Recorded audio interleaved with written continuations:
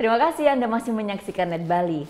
Nah, kalau bicara teknologi, ada alutsista baru nih. Panglima TNI kukuhkan kapal Republik Indonesia I Gusti Ngurah Rai pada Rabu pagi.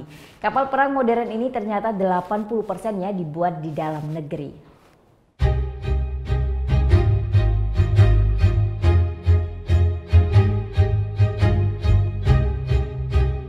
Membelah lautan dengan gagah, bermodal sistem alutsista modern, dan mayoritas dibuat di dalam negeri. Inilah kapal Republik Indonesia I Gusti Ngurah Rai. Pengukuhan kapal Republik Indonesia I Gusti Ngurah Rai digelar Rabu pagi di Pelabuhan Benoa, Bali. Pertunjukan yel-yel TNI Angkatan Laut, tarian tradisional Bali hingga aksi teatrikal mengisi acara ini.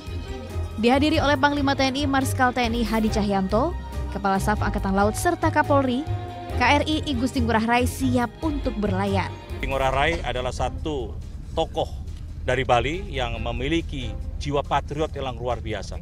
Kita saksikan dalam pertempuran dengan senjata konvensional saja mampu menunjukkan bahwa patriot, semangat, rela berkorban ditunjukkan. Untuk itulah nilai-nilai yang ada di Bapak I Gusti Ngurah Rai itu.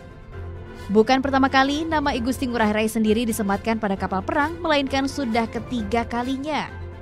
Dan tahu tidak, kapal perang ini dibangun selama 3 tahun oleh PT DAL di Surabaya, bekerjasama dengan perusahaan kapal dari Belanda. Ya, inilah bagian dek dari KRI I Gusti Ngurah Rai 332 yang baru saja dikukuhkan namanya. Kapal ini bisa mengangkut 120 orang kru dengan kecepatan 28 knots. Disebut-sebut kapal inilah yang mempunyai teknologi paling modern di antara alutsista yang dipunyai oleh TNI Angkatan Laut. Dan yang menariknya adalah kapal ini dibuat 80% di dalam negeri. Inilah bukti kemandirian alutsista karya anak negeri.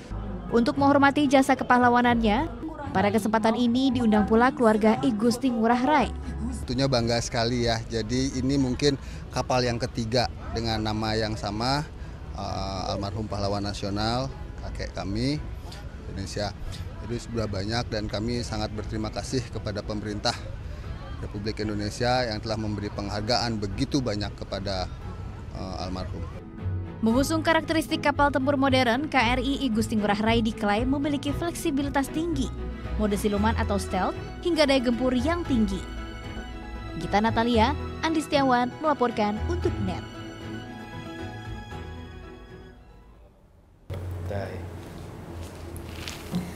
Udah selesai kan nontonnya? Nah, jadi jangan lupa buat like, komen, dan subscribe ya.